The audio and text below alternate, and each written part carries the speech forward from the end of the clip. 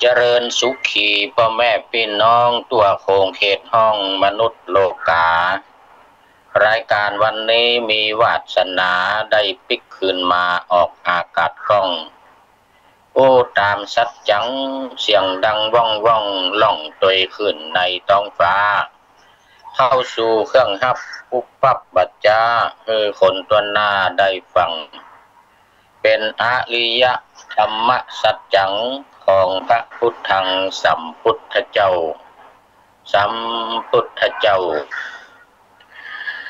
ขอถวายความเคารพพระมหาเถระพระเถรานุเถระเจ้าคณะพระสังฆาธิการทั่วโลก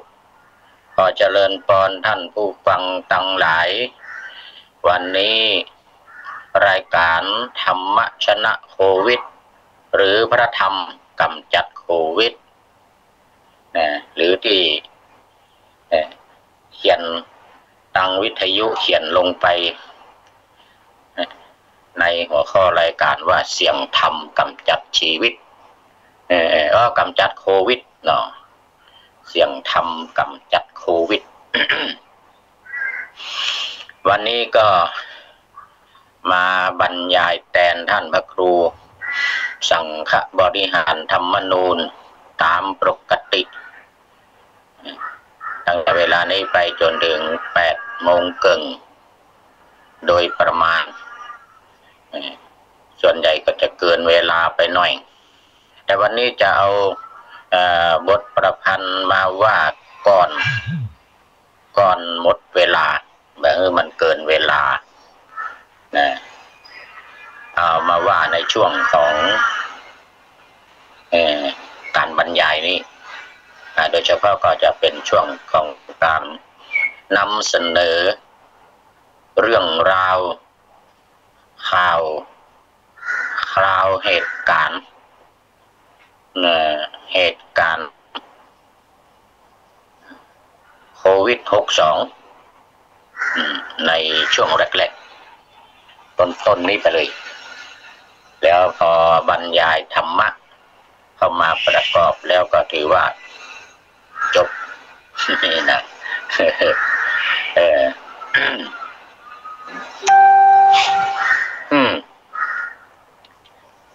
วันนี้ก็วันที่22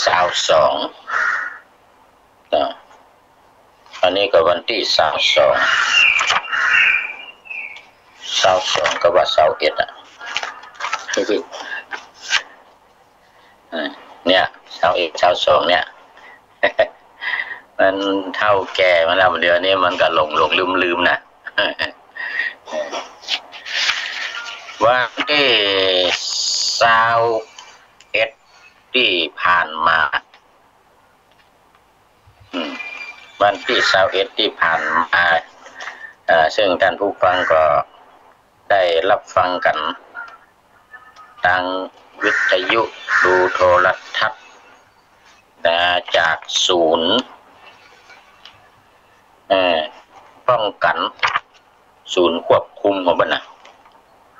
ศูนย์ป้องกันศูนย์ควบคุมกันอยู่ก็จะว่าเล็กๆน้อยๆถ้าอย่างนั้นถือว่ามันจะมาตันเหตุการณ์ สัปดาห์นี้นะสัปดาห์นี้เนี่ยสัปดาห์ที่3ของเดือนเมษายนนี้ถือว่าเป็นสัปดาห์ที่17นับตั้งแต่เกิดติดเชื้อโคโรนามา17ก็เป็นเวลา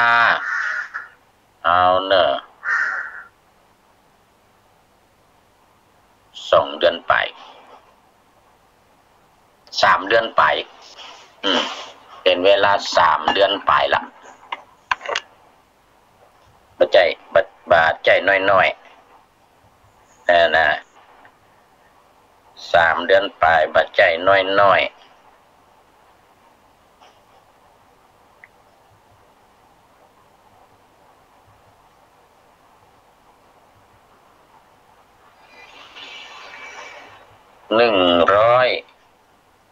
119 วัน119 วัน นะ119 วันเขานับ17 สัปดาห์นี่นะ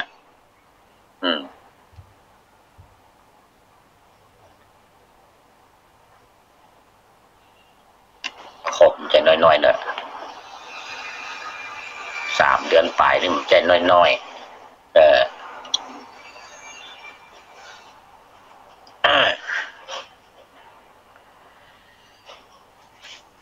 ก็พากฏว่า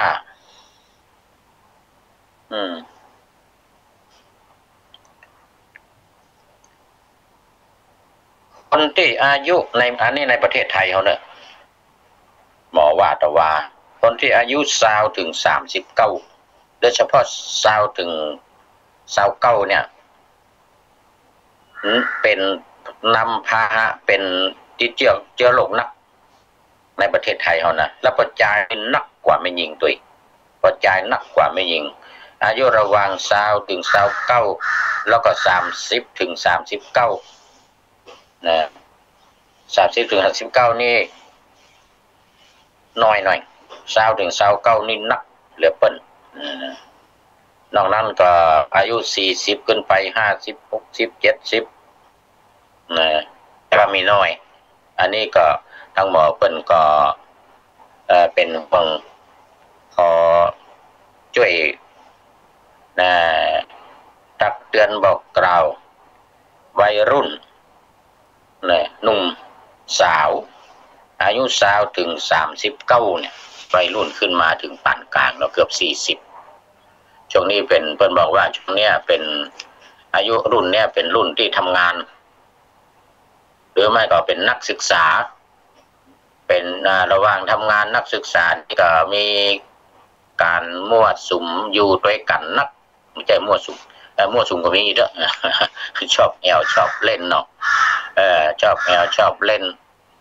ในสถานบันเทิงต่างๆสถานการศึกษาแล้วก็อย่างสนามมวยอย่างเงี้ยนะวันหนึ่งคนหนุ่มทั้งนั้นเนาะแล้วก็สถานที่ทำงานสถานที่ทำงานต่างๆนี่ก็เป็นคนอายุป่านนี้ละ20 ถึง 39 40เนี่ยนะ50 60ไปก็ไม่ค่อยมีละเฉพาะหมู่ใจแรงงานนะจะหมู่ที่ใจแรงงานเนี่ยนะติดนะเพราะว่าอยู่ด้วยกันบ่อยใกล้ชิดกันถ้าไปในโรงหนังโรงละครหรือว่าสถานบันเทิงต่างๆนี่ก็กอดซ้ำวันเต้นลำกันกินเหล้าเมายาโคตรหมู่นี้สถิติติดนักแล้วก็โดยเฉพาะประจายละอ่อนประจายวัยรุ่นประจายติดนักมาเดี๋ยวนี้ก็เป็นห่วงคุณหมอเพิ่นก็เป็นห่วงขอพ่อแม่ผู้ปกครองพร้อมกับผู้ที่เป็นเจ้านายเป็นเจ้าของกิจการงานต่างๆสถานการศึกษานี่ช่วยตักเตือนบอกกล่าวแนะนำคือวัยรุ่นหมู่ที่อยู่ในช่วงเนี้ย20 ถึง 30เนี่ยได้เก็บเนื้อเก็บตัวระมัดระวังในช่วงนี้ขอจะไปหากันจะไปหาไผอยู่คนเดียวตืดปากเหียถ้ามันใกล้คนอื่นนะถ้าอยู่ใกล้คนอื่นก็ตืดปากเขาระมัดระวังเป็นพิเศษเพราะว่าเป็นกลุ่มเสี่ยงถือว่าเป็นกลุ่มเสี่ยง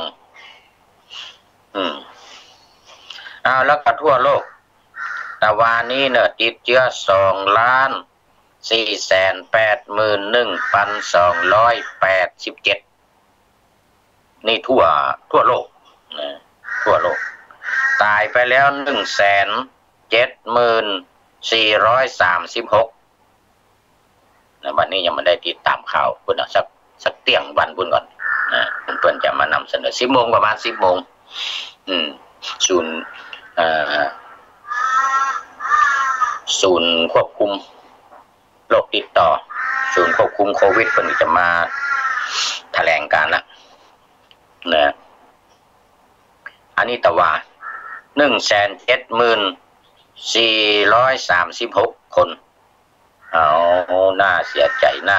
ใจหายขนาดเลยตายไปเป็นแสนนี่นะแล้วก็หาย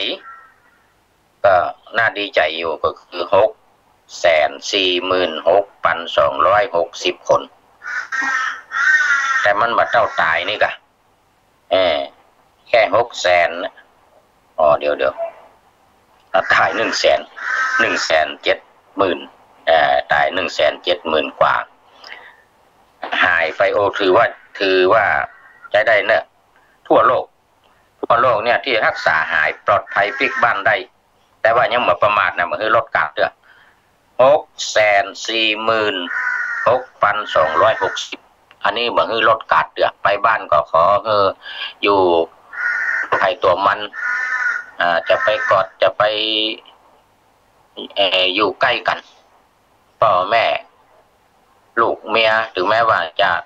ห่างกันมา14 วัน15 วันก็ตามจะไปฟังเข้าไปหากันเด้อไปกอดไปจูบเหมือนกันเด้อเพราะว่าเปิ้นกลัวว่าเชื้อโรคมันฝังในมันยังไม่แสดงอาการ14 วันนี่มันก็ถือว่ามาตรฐานนะจะบ่มีละแต่ว่ามันยังไม่แน่มันน่าจะยังเปิดเผยแสดงอาการเตื้อเพราะภูมิต้านทานความแข็งแรงการออกกำลังกายเรียกว่าภูมิต้านทานเนี่ยมีนักภูมิต้านทานจัดภูมิคุ้มกันภูมิต้านทานจัดนะก็มันก็ควบคุมมันก็แสดงอาการมาได้เนี่ยนะมันก็แสดงอาการแม้ว่าเอาไปกักกันไว้14 วันแล้วมันยังไม่แสดงอาการเถอะเพราะนั้นอย่าประมาทมาได้เถอะรักทำความประมาทเป็นทางแห่งความตายนี่ยังใจได้อยู่นะประมาทโทมัจจุโนปทังนี่นะที่พระพุทธเจ้าตรัสไว้ต้องเอามาใจละในขณะนี้แม้ว่าจะพลิกบ้านได้แต่ว่าหมอก็กำชาว่าจะไปอยู่ใกล้โดยเฉพาะคนเฒ่าคนแก่เพิ่นมีภูมิต้านทานน้อยได้รับเชื้อเพราะว่าขณะที่มันฟักตัวอยู่เนี่ยมันก็ออกไปได้นะมันออกไปตามน้ำลายออกไปตามฟองฝอยเขาเรียกว่าสารคัดหลั่งออกจากหูดังจากจมูกนี่นะมันออกไปได้แม้ว่ามันบ่แสดงอาการเตือนแต่มันยังออกไปได้เพราะว่าขี้มูกน้ำลายมันก็ออกไปตลอดไงนะมันจะแสดงไปประมาณเม็ดกึ่งแสดงไปไกลประมาณเม็ดกึ่งบ่เกิน2 เมตรนี่นะเพราะนั้นเพิ่นจะให้ยืนห่างกันบ่เกิน2 เมตรยิ่งมาได้ใส่หน้ากากตื่นขึ้นมาใหม่ๆยังมาทันใส่หน้ากากเตี้ยวออกห้องไปปะพ่อปะแม่ปะลูกปะหลานปะอย่างนี้นะต้องปิดหูดังเลยปิดปากปิดหูดังเลย2 อย่างนี้มันเป็นทางออกทางเข้ามีตาเพื่อมันทางหนึ่งหลักๆนะตาปากหูดังดังนั้นก็ยังก็ว่าได้ยังเป็นแต่3 ทางนี้เข้านักออก2 ทางนี้ออกนักเดี๋ยวเปิดมีออกแค่2 ทางนะมีออกแค่2 ทางเนอะคือทางปากกับหูดังนี่แหละอันนี้ก็รายงานไปเนาะคำเดียวจะได้ไปว่าอยู่ในบทประพันธ์แห่งกรรมที่นักเหลือเปิ้นที่เป็นอาการนักทั่วโลกก็คือ56,766 คนอันนี้อยู่ ICU เลยอยู่ ICU เป็นอาการนัก56,766 คนต้องใจช่วยหายใจสายมะยงมะยังติดหน้าติดหลังติดปากติดหูดังบัดเท่าหายใจโฮเขาหันเขาเอาลงลายมานะเขาถ่ายลงลายมาอันนี้คืออาการหนักเนี่ย56,766 คนประเทศที่ยังอยู่อันดับ1ก็คือสหรัฐอเมริกาติดเชื้อไป792,759อันดับ1ของโลกนะอันดับ1ของโลกแล้วตายก็อันดับ1ของโลกเหมือนกัน1,949 คนตายเป็น1,949 คนเลยอันนี้อเมริกา USA อยู่ในสเตทออฟอเมริกานี่นะตาย1,947ตายนักแล้วบ้านเฮาติดก่อนนะบ้านเฮาติด27,000อ๋อหน่อยก็หน่อยลองอันดับ1ลงมานี่ก็คือเยอรมนีนะก็คือเยอรมนีรองอันดับ2อันดับ3ลงมาก็คือฝรั่งเศสอันดับ4อังกฤษอันดับ5อิตาลีโอ้อิตาลีในช่วงแรกต้นเดือนกุมภามีนาต้นเดือนมีนามานี่อิตาลีนำโด่งเป็นอันดับ1ฝรั่งเศสมา2เยอรมนี3เนาะอิหร่าน2อิหร่านนี่จะอยู่2-3เดี๋ยวนี้อิหร่านตกไปอันดับหลังละอิตาลีอยู่อันดับ5 6 7 8ไต้ก็เป็นโมอิหร่านนะอังกฤษนี่แซงขึ้นมาฝรั่งเศสยังอยู่คงที่เยอรมันยังอยู่คงที่อเมริกาอยู่ก็เนี่ยอังกฤษแซงอิตาลีขึ้นมาอังกฤษแซงอิตาลีขึ้นมานะทีนี้ในประเทศไทยของเรานี่ที่ผ่านมาแล้วเนี่ยตั้งแต่ประกาศเคอร์ฟิวเนี่ยก็มีคนฝ่าฝืนอยู่693 คนก็ยังมีนั่งอยู่เว้ยแล้วดำเนินการอยู่ติดขอบดำเนินคดีโอ้กันนักแกเหมือนกันเนอะมูนี่นะกินเหล้าเมายาเนี่ย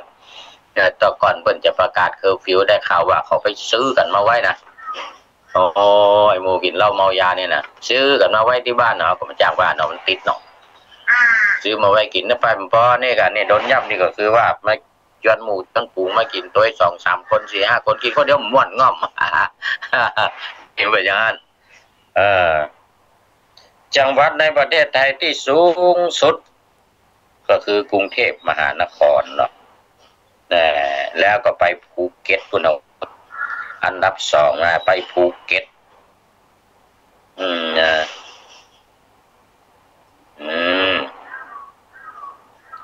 นนทบุรีภูเก็ตมานนทบุรีแต่ก่อนนนทบุรีขึ้นอันดับ1ในประเทศไทยเดี๋ยวนี้ลงไปอันดับ2อันนี้ตะวันเนอะอันนี้ตะวันคนที่ปิกจากต่างประเทศเข้ามาประเทศไทยก็200 สาวมาได้เนื้อตะวันนี้200 สาวก็จากไต้หวัน100 สาวจากญี่ปุ่น100แต่ว่าทางมาเลเซียยังเหมือนเดิมมาเลเซียนี่3 ด่าน350นะ3 ด่าน350ได้จากไต้หวันจากญี่ปุ่นอันนี้ปิกมาแล้วก็มาทางเครื่องบินนะมาทางเครื่องบิน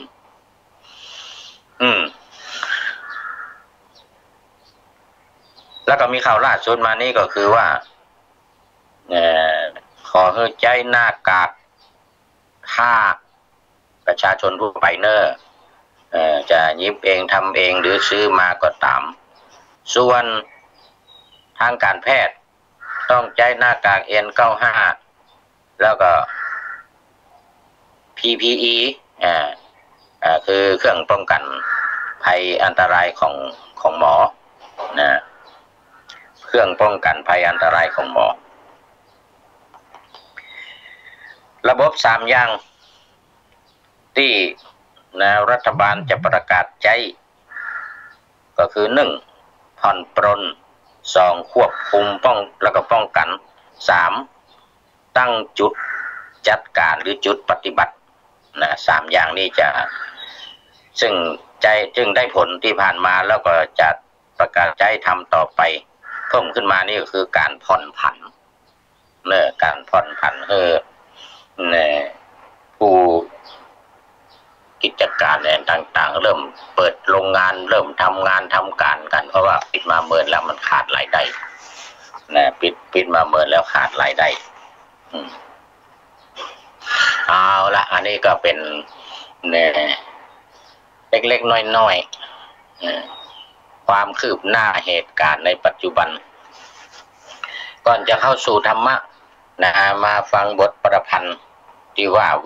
าค้างไว้ตะวาต้องขออภัยนะตะวานี่ว่าไป2-3 บท ว่าไป2-3 บทแล้วก็อันอินเทอร์เน็ตหรือว่าเนี่ยไลน์เนี่ยมันเด้ง ว่าโซหาปะคราวนี้มือเด้งละคราวนี้มือเด้งละเอาเนี่ย ขอรำพันเป็นฉันกลอนตอนโควิด62ติดพิษกระจายไปทั่วโลกมวลมนุษย์สุดซบเซาแสนเศร้าโศกวิปโยคเพราะโรคร้ายทำลายพลันจากเมืองจีนแผ่นดินใหญ่ในเอเชียผ่านอินเดียไปอิหร่านผลานอาสันฝรั่งเศสอิตาลีเยอรมันถูกห้ำหั่นล้มตายไปหลายคนสุดท้ายไปหนักในอเมริกาคนติดเชื้อโคโรนาเป็นหาฝนณวันที่19 เมษายน700,000 คนล้นโรงพยาบาลตาย39,000 กว่าน่าใจหายทั่วโลกตาย150,000 กว่าสังขารติดเชื้อ2,200,000โดยประมาณจะขอเล่าเหตุการณ์ตามคันลองเริ่มเจอเชื้อเมื่อเดือนธันวาคมนั้นปี2562เมืองอู่ฮั่นนั้นหนอก่อละอองฝอยน้ำของสารคัดหลั่งออกปากคนแต่ว่านี่ก็ว่ามาถึงแถวเนี้ยแถวบริเวณเนี้ยมันเด้งหายไปอย่าง วันที่31เกิดเหตุใหญ่เมืองจีนได้รายงานซ้ำย้ำอีกหนว่าโควิดแพร่ติดในประชาชน27เหตุผลโดนแน่นอนจากตลาดส่งสัตว์น้ำทำค้าขาย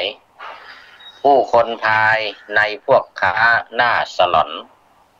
ผู้ป่วยอ้างกินค้างคาวไอนครผลสะท้อนย้อนมาเป็นโคโรนาวันที่3 มกราคม 2563จีนองอาจประกาศนามตามอีกว่าผู้ป่วยมี44เพิ่มขึ้นมาอาการน่าเป็นห่วงทั้งปวงเลยประเทศไทยจึงได้เอาคนเรากลับจากอู่ฮั่นครั้นสดับสับเปิดเผยเพราะห่วงใยคนไทยจะไม่สะเบยฟังคำเอ่ยเลยรีบรับกลับมาไทยและอีกอย่างคนทางนั้นมากันมากจะลำบากหากนำพาโรคมาให้ไทยจึงเป็นกลุ่มเสี่ยงจะติดหวัดไอเหนื่อยหอบหลายยามหายใจเป็นไข้จามน้ำมูกไหลไม่ขาดคออาจแห้งซึ่งแสดงอาการว่าโรคมาถามโควิดนั้นมันทำลายปอดทุกยามโปรดติดตามความเคลื่อนไหวไปเป็นคราวันที่7 มกรามาบรรจบจีนค้นพบเชื้อโรคโคโรนาวันที่8ต่อไปไทยตรวจตราเจอคนจีนติดเชื้อมาสนามบินจึงจับไว้ในที่กักกันของรัฐหมอรีบจัดการรักษาพาถวินจนหายดีรีบส่งไปให้เมืองจีนเป็นคนแรกโรคแหวกกินในถิ่นไทยวันที่9 มกราจีนมาพบโควิดหลบฟักตัวมั่นไม่หวั่นไหวคล้ายโรคซาอีโบลาผ่านมาไปหลบอยู่ในไม่ปรากฏอาการแต่สามารถสาดละอองล่องลอยไปคนอยู่ใกล้ให้ระวังดังบอกขานห่าง2 เมตรนะจ๊ะพอประมาณ สวมเฟสชิลด์ป้องกันการแพร่เชื้อไป11 มกราคมปีเดียวกันประเทศจีนเปิดสายพันธุ์ธุกรรมใหม่13 มกราคมประเทศไทยพบคนไข้รายที่2เป็นชาวจีน15 มกราคมประเทศไทยพบคนไข้รายที่3ชาวไทยถิ่นเป็นคนแรกที่เป็นไทยในแผ่นดินวันที่18 เดือนมกราจีนประกาศสัมภาษณ์ว่าโรคแพร่พ่นฟุ้งกระจายจากคนสู่ประชาชนได้หลายคนตามละอองของน้ำลาย23 มกราคมครั้งนั้นประเทศจีนปิดอู่ฮั่นเป็นมั่นหมายไม่ให้คนในนอกเข้าออกกรายกันโรคร้ายกระจายฟุ้งมุ่งสู่กัน22-23 มกราองค์การอนามัยโลกเริ่มกวดขันประชุมเขี้ยวเกี่ยวกับเรื่องเมืองอู่ฮั่น30 มกราคมประกาศพลันเป็นภาวะฉุกเฉินครันกันโรคา31 มกราผู้ป่วยตายนับเป็นรายแรกในเมืองไทยหนาเป็นคนไทยกลับจากต่างประเทศมา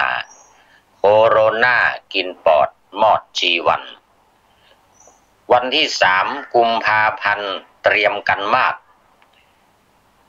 ป้องกันจากต่างประเทศตามเขตกั้นคนเข้ามาอยู่พักต้องกักกันในที่อันรัฐจัดไว้ให้อย่างดีเรียกสเตทควอรันทีนถิ่นกักกัน14 วันอยู่ภายในไม่ให้หนีวัดไข้หาอาการ7 วันทีท้วน14 วันมีความปลอดโรคภัยให้กลับบ้านร้านช่องของตนเองแต่ยังเคร่งครัดเสมอไม่เผลอใกล้ญาติพี่น้องพ้องเพื่อนคอยเตือนใจอยู่ห่างไกลพวกพ้อง1-2 ว่า4 กุมภารับคนไทยให้หวนกลับ180 นับว่าหนักหนาพบว่าติดเชื้อพิษโจโคโรนา1 คนมาในประเทศเขตแดนไทยวันที่11 กุมภามีอาการขั้นรุนแรงพอประมาณฟุ้งซ่านใหญ่หมอจึงเข้าเฝ้าระวังอย่างปลอดภัยเป็นรายแรกที่เราได้รู้อาการและคอยเข้าเฝ้าระวังผู้ป่วยไข้ที่ยังไม่แสดงแผลงฤทธิ์พล่านเชื้อฟักตัวอยู่ในหลายวันวานเชื้ออาจผ่านไปสู่คนชุนลมุนวันที่15 กุมภามาครบเสร็จได้รับยา200 เม็ดจากญี่ปุ่นเป็นครั้งแรกที่ได้รับความการุณมาเกื้อหนุนต้านโควิดพิษนั้นวันที่19 กุมภามาประชุมกรมควบคุมโรคประกาศแผนห้ำหั่นทั้งกำจัดไวรัสผองทั้งป้องกันเสร็จล่วงหน้าพลันดำเนินการตามขั้นตอนแจ้งให้โรงพยาบาลทั่วประเทศถึงสาเหตุโรคระยำแนะนำป้อนข้อมูลทางการแพทย์อุปกรณ์ด้วยอาทรห่วงใยในประชาหยุดรายงานเหตุการณ์หลังค้างไว้ก่อนแล้วจะย้อนมาเล่าให้ในครั้งหน้า ปัจจุบันเหตุการณ์ร้อนกว่าก่อนมาคนตายห่าหน้าใจหายหลายล้านเลยณวันที่22เมษายน2563มาดนคนเปิดเผยทั่วโลกติดโควิดร้ายหลายตามเคย2,400,000เฉลยเอ่ยรำพัน 81,287 ตาย1,400,000เศษสู่สวรรค์รักษาหาย